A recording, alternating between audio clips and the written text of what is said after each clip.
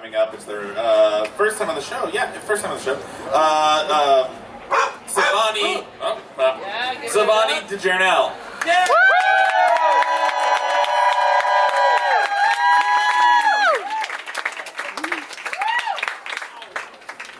I love you.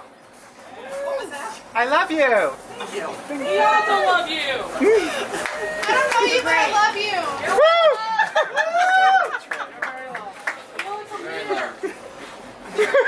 Okay, now we're amazing.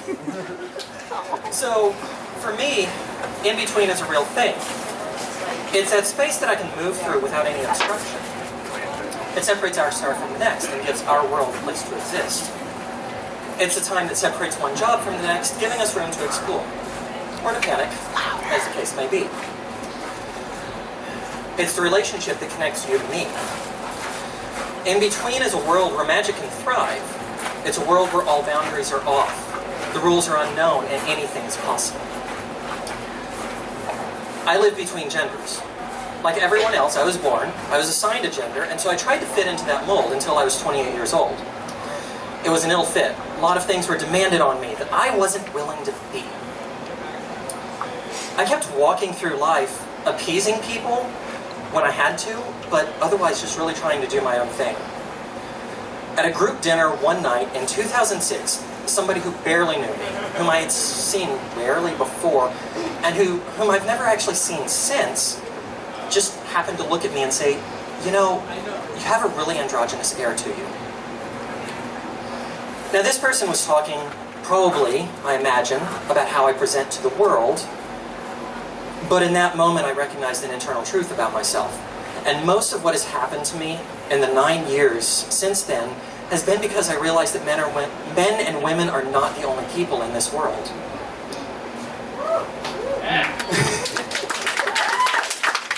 So how do I explain what this is like? Words hold power. The right words let us access the intangible. I deconstructed gender. Later on, I put it back together as a loose set of descriptive words. Androgen, genderqueer, non-binary, NB, agender, gender fluid, third gender, and so many others. Each one carries its own unique magic, and each one represents a flag in between. The proliferation, each year bringing new terms, shows just how many experiences of the world there are. So I don't have a gender. I use the word androgen to describe this. My experience of the world is never prefixed with as a man or as a woman. I just view the world in my own way. And one part of the day, I might appear to be a flamingly gay guy, and another part of the day, a completely sober businesswoman, and in a third part of the day, a child quaking in fear. That one's a little more common than I would like. Each of these sets of mannerisms originate from my emotions and acting out of my internal emotional state, but none of them speak to gender. So, how can I emote androgyny to a world that can't see it? Well, basically I can't. Bisexual and asexual people understand erasure. A woman may date women exclusively for a long time and be assumed a lesbian. Later on, perhaps she meets and marries a man and thus is assumed to now be straight, and she was just going through a phase. Asexual people may one day get married and thus assumed to now be sexual, and thus having gone through a phase. Just going through a phase. Gender is a biological term. You're not really trans unless you experience dysphoria.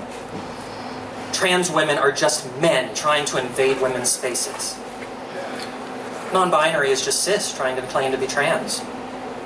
Attention seeker. Such toxic words, all dehumanizing, all designed to erase that which is different.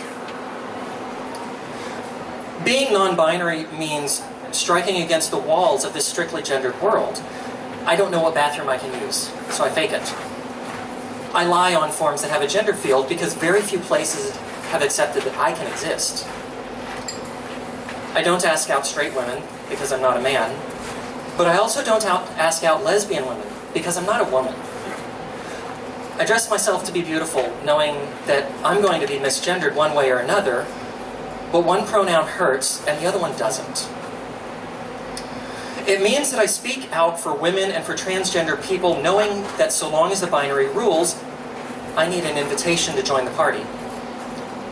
But being non-binary also means changing the boundaries. It means finding common ground and unexpected friends. Relating to you as I really am, not as the rules say I have to be. Creating new space for variety to flourish. Being as beautiful as I wish.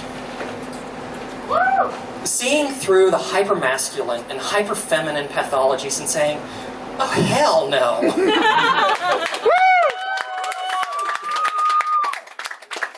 Experiencing and expressing rage, fear, joy, love, passion, delight, excitement, because fuck the rules and fuck decorum.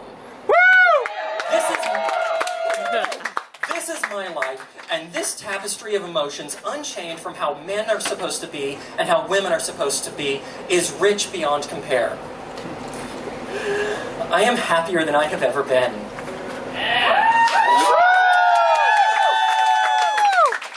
My loves see me. The trans community here in Austin has embraced me.